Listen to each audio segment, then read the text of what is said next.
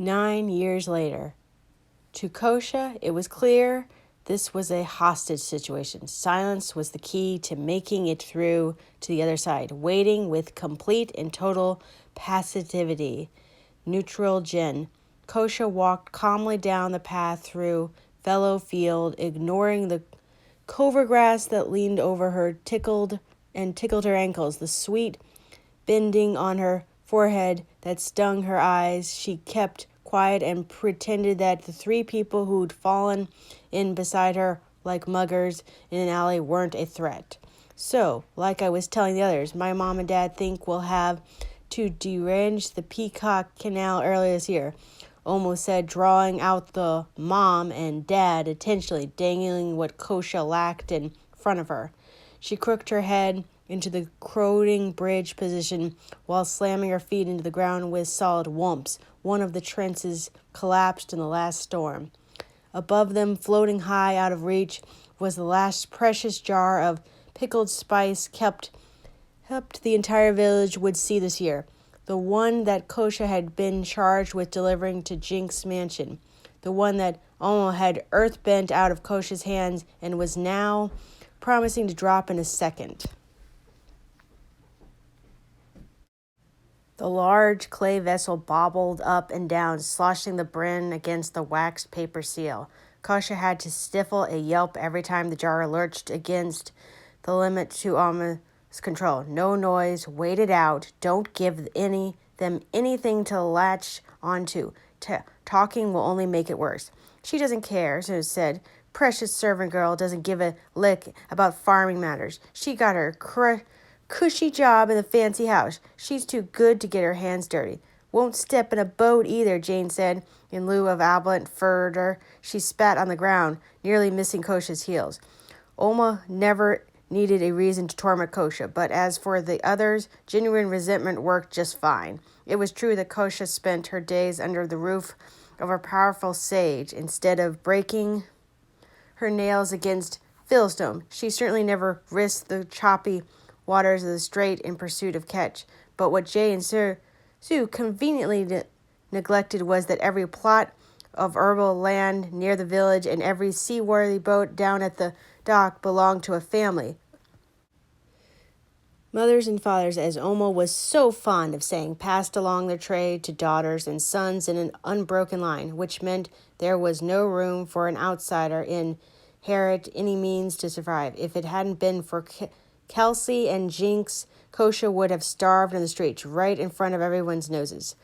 Hypocrites. Kosha pressed her tongue against the roof of her mouth as hard as she could. Today was not going to be the day. Someday, maybe, but not today. Lay off her, almost said, shifting her stance into dividing bridge. I hear that being a servant girl is hard work. That's why they're helping with the deliveries. Isn't that right, Kosha? For emphasis, she threaded the jar through a narrow gap in the branches of an overhanging tree, a reminder of who was in control here. Kosha shuddered as the vessel dove toward the ground like a hawk before swooping back to safety. Just a little further, she thought, as the path took a sharp turn around a hillside. A few more silent, wordless steps until there, they arrived at last, the Avatar status in all its glory. The mansion that Master Jinx built to house the savior of the world was designed in the image of a miniature city. A high wall ran in a perfect square around a ground with a division in the middle to separate an Ura training ground for the vibrant living quarter. Each section had its own imposing south-facing gatehouse that was larger than Yosha's meeting hall. The massive iron shredded doors of a residential gate flung open, offering a small windowed glimpse into the elaborate tropery inside. A herd of placid goat dogs gazed over the lawn, cropping the grass in even length. Foreign elements had been carefully integrated into the design of the complex, which meant that glided dragons chased carved pole rigs around the edge of the wall. The placement of Earth Kingdom style roof tiles clearly matched Air Nomad enormously principles. Art dyes and paints had been imported around the world, ensuring that the colors of all four nations were on full equital display. When Jinx had brought the land, he'd explained to the village elders that Kosha was an ideal spot to settle down and educate the Avatar, a quiet, safe place for away from the outlaws' ravaged lands, deeper in the Earth Kingdom, and close enough to both the Southern Air Temple and Southern Water Tribe. The village had been happy enough to take its gold back then, but after the manor went up, they grumbled as it was an eyesore, an alien creature that had sprouted overnight from the nature soil. The Kosha, it was the most beautiful sight that she could ever imagine. It was a home. Behind her, Zeus sniffed in disdain. I don't know what our parents were thinking, selling these fields to a Ganese. Kosha's lips went tight. Master Gaines was indeed from the Jin tribe up north, but it was the way Zinus had said it. Maybe they knew the land was as worthless and unprotective as their children. Kosha muttered under her breath, "Ooh." The others stopped and walked and stared at her. "Whoops," she said with a bit too loud. "Hadn't she?" Kush and Bill balled their fists. It dawned on them that they could do while Kosha and her Alma and Kosha had helpless. It had been years since any of the village kids could get within arm's reach of her. But today was a special occasion, wasn't it? Maybe a few bruises in remembrance of old times. Kosha steeled herself for the first blow, raising up her toes in the hope that she could at least keep her face out of the fray, so Auntie May wouldn't notice. A few punches and kicks and they'd leave her in peace, really. It was her own fault for letting her mask slip. "What do you think you're doing?" a familiar voice snarled. Kosha grimaced and opened her eyes. Peace was no longer an option, because now Renjin was here. Renjin must have seen them from afar and stalked across the entire great lawn unnoticed, or in an ambush for them all night, or dropped out of the trees like a webbed leopard. Kosha wouldn't have put any of those feet past the military-trained firebender.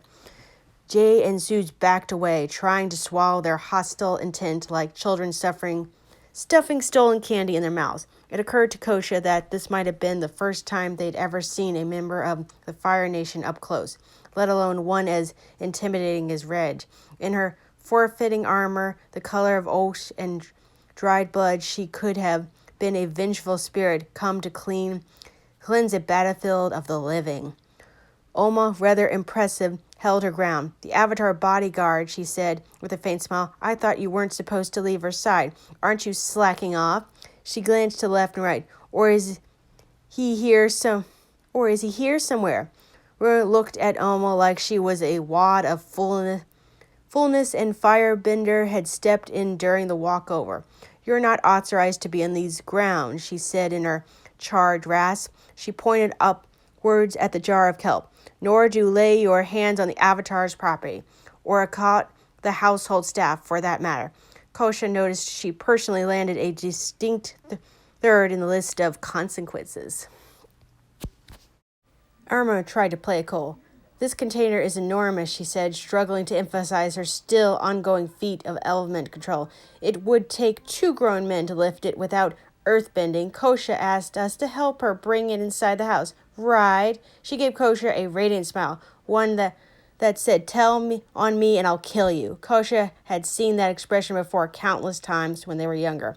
Whenever a helpless adult blundered into the two of them playing around town, Kosha badly scraped up and come with rocks in her hand. But today she was off her game. Her normally flawless acting had a painfully genuine tone to it. Kosha suddenly understood what was going on. Irma really did want to help her with her delivery. She wanted to be invited inside the mansion and see the Avatar up close, like Kosha got to every day. She was jealous. A feeling akin to pity settled in Kosha's throat. It wasn't strong enough to hold Ren back from doing her thing, though. The firebender stepped forward. Her fine jawline hardened, and her dark eyes danced with aggression. The air around her body rippled like a living mirror, making the strands of jet black hair that escaped her tomahawk float towards the heat. "Put the jar down, walk away, and don't come back," she said, "unless you want to know what the ashes of your eyebrows smell like." Oma's expression crumbled. She blundered into a predator with much larger fangs. And unlike the adults of the village, No amount of charm or mystery would work on Rage. Haha. But that didn't mean a parting shot was out of question. Sure, she said, though you'd never ask. With a fling of her hand, the jar rocketed straight up in the air, past the treetops. You'd better find someone who authorized to catch that. She bolted down the path, with Sue in there close behind. You little wrench made to go after them, first effectively cocked and to serve a helping of flaming pain, but she checked herself. Fiery vengeance would have to wait. She shook her hands out and peered up at the rapidly shrinking jar. Amma had thrown it really, really hard. No one could claim the girl wasn't talented. Range elbowed Kosha sharply in the side. Catch it, she said. Use earthbending and catch it. I can't, Kosha said, quivering with dismay. Her poor doomed charge reached the axe of its fight. Auntie Mark was going to be furious. A disaster of this magnitude might get back to Master Zing. Her pay would get cut, or she'd be fired outright. Ren hadn't given up on her. What do you mean you can't? The staff leaders have you listed as an earthbender. Catch it! It's not that simple. Yes, Kosha was technically a bender, but Ren didn't know about her little problem. Do the thing like your hands like she did. Ren formed the dual claws of crowing bridge as if only a missing component were a crude visual reminder by a bender who wielded a different element entirely. Look out, Kosha screamed. She threw herself over Ren, shielding the small girl with her body from the plummeting missile. They fell on the ground untwinned. No impact came. No deadly shard of ceramic or explosion or of pickled liquid. Get off of me, you oaf, Ren muttered. She hammered her fist against Kosha's protective embrace. A bird beating its wings against a cage. Kosha got to her knees and saw her face and ears were nearly as red as her armor. She helped Granny to her feet. The jar floated next to them, whisked above the ground. Under Oren's control, it had wavered and trembled, following her natural pattern of breathing in involuntary motion. But now it was completely still in the air, as it had been placed in a sturdy iron pedestal. The pebblers in the dusty path trembled. They began to move and bounce in front of Kosha's feet, directing any unseen power from below like they'd been scattered across the surface of beating drums. They marched in seemingly random directions like drunken soldiers until they came to rest in the information that spelled a message. You're welcome. Kosha's head jerked up and she squirted